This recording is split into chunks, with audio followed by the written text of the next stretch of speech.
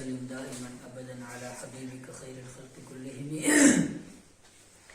الحمد لله رب العالمين والصلاة والسلام على سيد الأنبياء والمرسلين وعلى آله وأصحابه أجمعين أما بعد أعوذ بالله من الشيطان الرجيم بسم الله الرحمن الرحيم وَلَقَدْ خَلَقْنَا الْإِنسَانَ وَنَعْلَمُ مَا تُوَسْوِسُ بِهِ نَفْسُهُ وَنَحْنُ أَقْرَبُ إِلَيْهِ مِنْ حَبْلِ الْوَرِيدِ إِذْ يَتَلَقَّى الْمُتَلَقِّيَانِ عَنِ الْيَمِينِ وَعَنِ الشِّمَالِ قَعِيدٌ مَا يَلْفِظُ مِنْ قَوْلٍ إِلَّا لَدَيْهِ رَقِيبٌ عَتِيدٌ صدق اللہ العظیم۔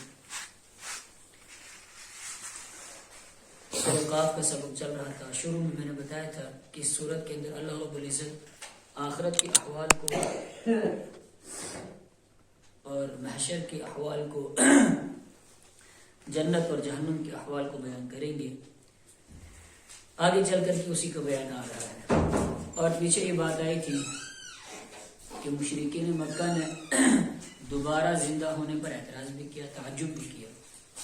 ایک تو یہ تعجب کیا کہ یہ رسول ہم میں سے کیسے ہو سکتا ہے، دوسرا تعجب کہ دوبارہ کیسے زندہ ہوگا، اور یہ بھی کہ جب ہم مر جائیں گے ہماری ہڈیاں مٹی بن جائیں گی، مٹی کے ساتھ مل جائیں گی، مٹی کے ذرات کے ساتھ مل جائیں گے، تو مٹی کے ذرات نہ جانے کہاں کہاں پہنچ جائیں گے، کون جمع کرے گا؟ اس کا جواب بھی دیا کہ قد علمنا ما تنقص الارض منهم، سب کچھ ہمارے علم ہے، جو کچھ زمین ان میں سے کم کرتی ہے سب ہم جانتے ہیں۔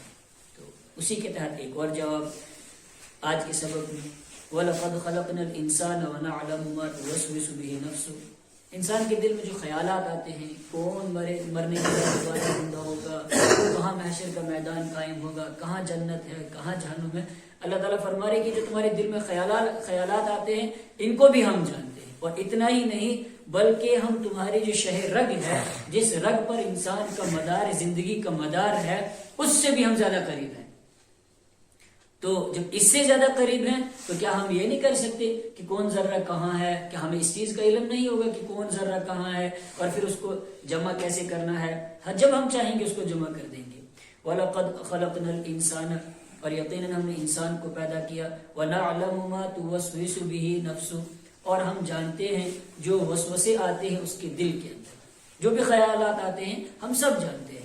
وَنَحْنُ أَقْرَبُ إِلَيْهِ، اور ہم زیادہ قریب ہیں اس کے، کس کے؟ انسان کے زیادہ قریب ہے، مِنْ حَبْلِ الْوَرِيدِ، شہرگ سے زیادہ، شہرگ سے بھی زیادہ کیا ہے؟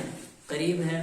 إِذْ يَتَلَقَّى الْمُتَلَقِّيَانِ عَنِ الْيَمِينِ وَعَنِ الشِّمَالِ قَعِيدٌ، یاد کرو، إِذْ يَتَلَقَّى الْمُتَلَقِّيَانِ، جب لے لیتے ہیں دو لینے والے، عَنِ الْيَمِينِ وَعَنِ الشِّمَالِ، دائیں جانب سے اور بائیں جانب سے، قَعِيدٌ، تیار بیٹھے۔ کون؟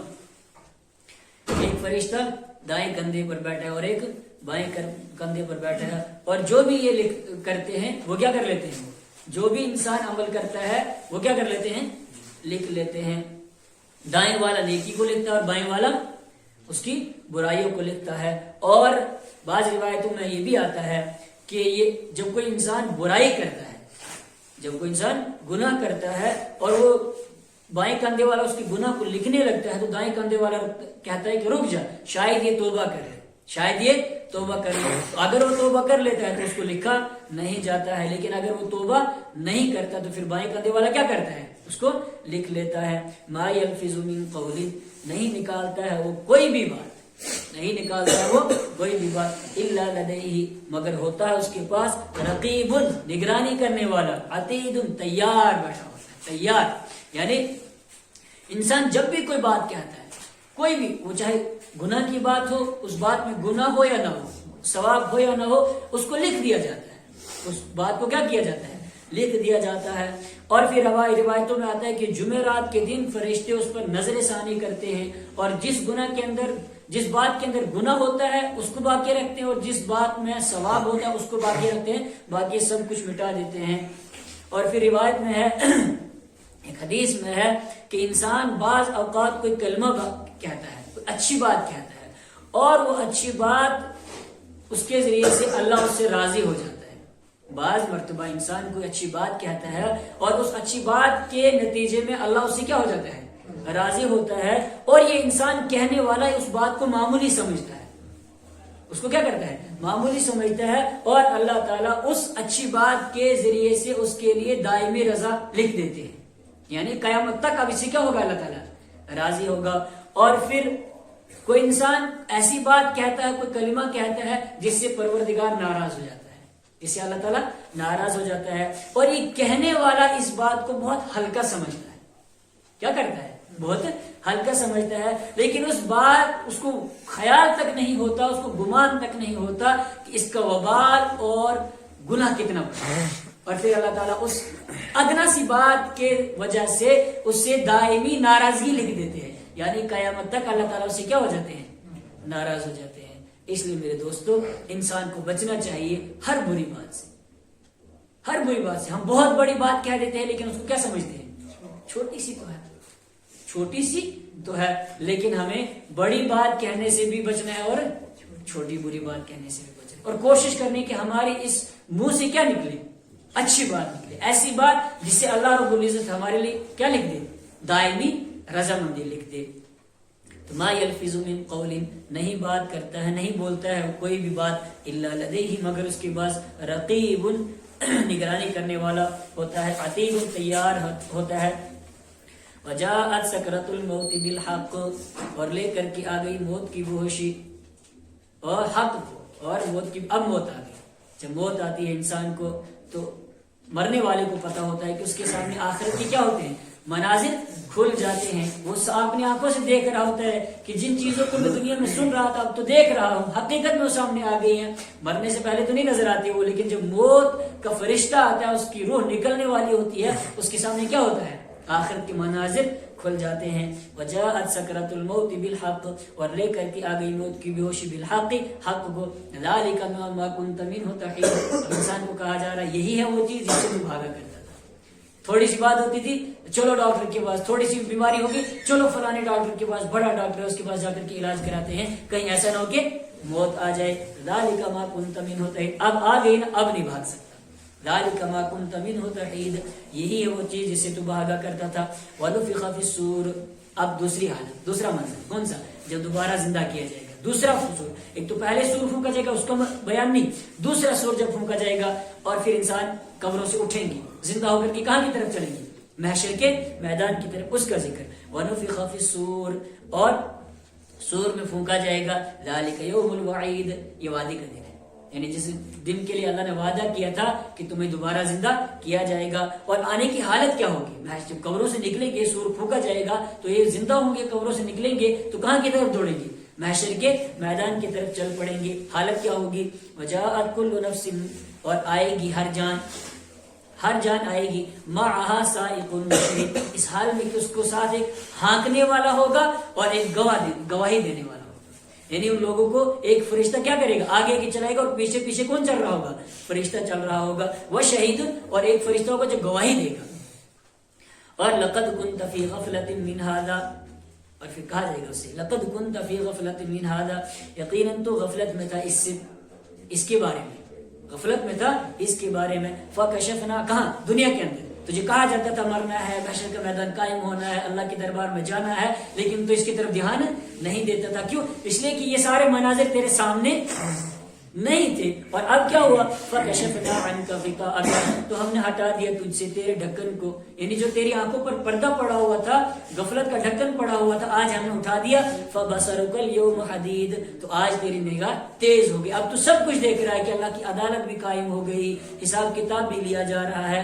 اور پھر وقال قرینہ ھذا ما لدی عتید، اور اس کا ساتھی کہے گا، کون ساتھی ہوگا؟ جو ریکارڈ لکھنے والے فرشتے، وہ کہے گا ھذا ما لدی، یہ جو میرے پاس ہے، عتید، تیار ہے، سب کچھ تیار ہے۔ اور جب تیار ہے تو پھر اللہ تعالیٰ فرمائیں گے القیا فی جہنم، ڈال دے تم جہنم کے اندر، تم دونوں ڈال دو، یعنی وہ جو ہانکنے والا فرشتہ تھا اور جو گواہی دینے والا فرشتہ تھا، ان دونوں سے کہا جائے گا القیا فی جہنم، تم دونوں جہنم کے اندر ڈال دو۔ کل کفار عنید، ہر کل کفار، ہر ناشکرے کو، عنید، اور سرکشی کرنے والے کو، ان دونوں کو کیا کر دو؟ تم جہنم کے اندر ڈال دو۔ مناع للخیر معتد مریب، مناع للخیر، نیکی سے روکنے والا، یہ ناشکرا اور سرکش کون ہے؟ مناع للخیر، نیکی سے روکنے والا، معتد، حد سے بڑھنے والا، مریب، اور دین میں شک کرنے والا۔ یہ الذی جعل مع اللہ، جس نے اللہ کے ساتھ بنا رکھا تھا الہا آخر، دوسرے معبود، فالقیاہ فی العذاب الشدید، تو تم ڈالو اس کو دردناک سخت عذاب کے اندر۔ اب جب اس کو جہنم کے اندر ڈالا جانے لگا، حکم ہو گیا کہ اس کو عذاب میں ڈال دو، جہنم کے اندر ڈال دو، تو یہ کہے گا یا اللہ میری غلطی نہیں ہے، یا اللہ میری غلطی نہیں ہے، مجھے تو شیطان نے بہکایا تھا، مجھے تو شیطان نے گمراہ کیا تھا۔ تو فوراً شیطان بول اٹھے گا، کیا کہے گا وہ؟